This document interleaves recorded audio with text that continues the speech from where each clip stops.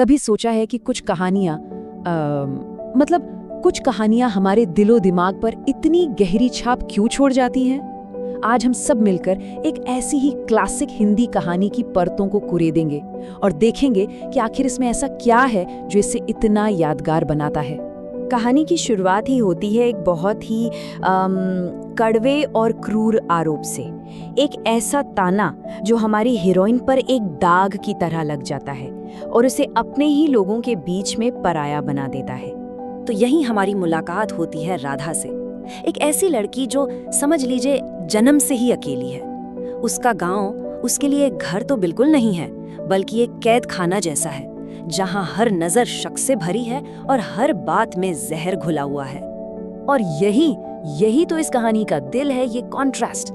एक तरफ राधा की अपनी हिम्मत और अच्छाई है और दूसरी तरफ गांव वालों की वो छोटी सोच, उनका वो पक्षपात वाला रवैया। बस इसी टकराव से, इसी टेंशन से कहानी में जान आती है। देखिए, यहाँ कोई एक विलन नहीं है। राधा के लिए तो जैसे हर कोई ही विलन है।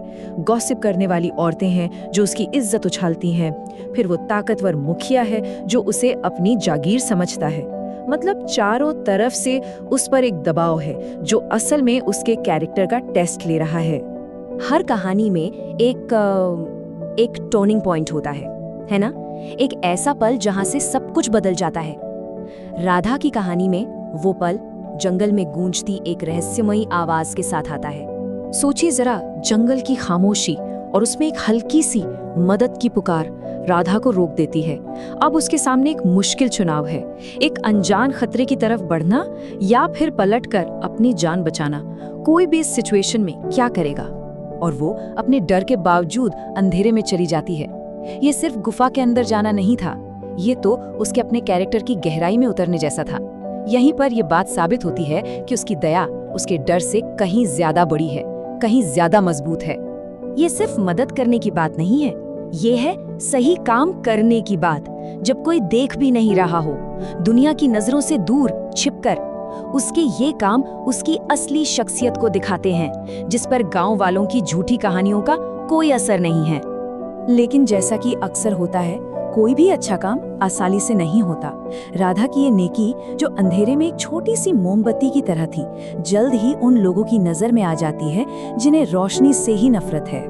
तो अब जो कानाफूसी चल रही थी, वो खुलेआम शोर में बदल जाती है। राधा का रोज जंगल जाना एक पब्लिक तमाशा बन जाता है और उसे इंसाफ के लिए नहीं, बल्कि जलील होने के लिए मुखिया के सामने पेश किया जाता है। और मुखिया जो करता है वो कोई सीधा साधा प्लान नहीं है, वो तो एक मकड़ी का जाल है जिसे बहुत सोच समझकर बुना गया है ताकि राधा के लिए भागने का कोई रास्ता ही ना बचे।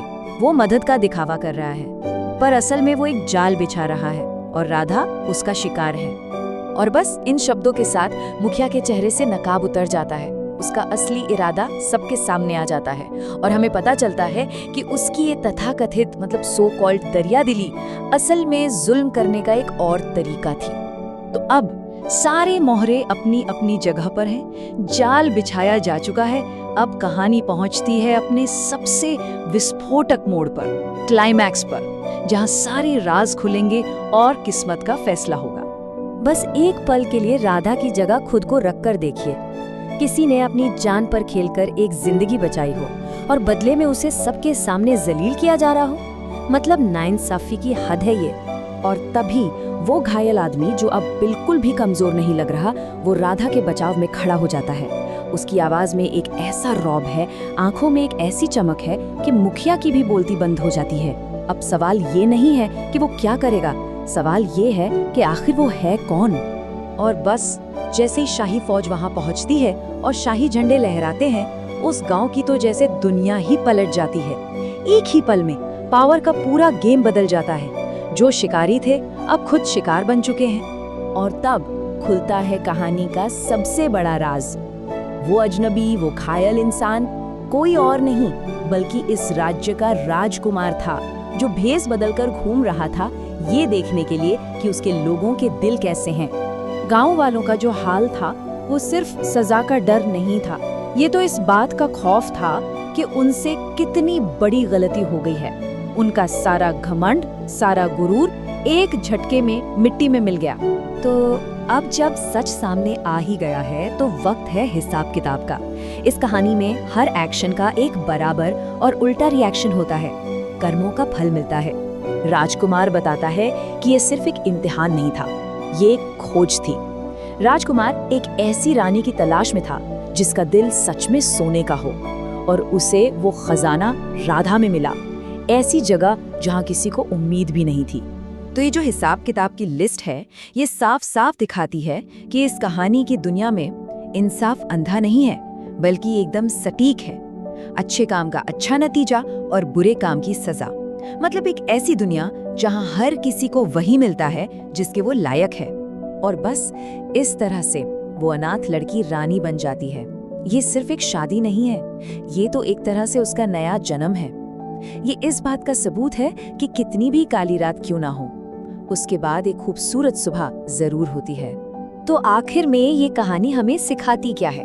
क्या नेकी सिर्फ इसलिए करनी चाहिए कि उसका इनाम मिलेगा, या असली नेकी वो है जो बिना किसी उम्मीद के की जाए, चाहे कोई देख रहा हो या ना देख रहा हो? ये एक ऐसा सवाल है जिसका जवाब शायद हम सबको अपने अंदर ही खोजना होगा।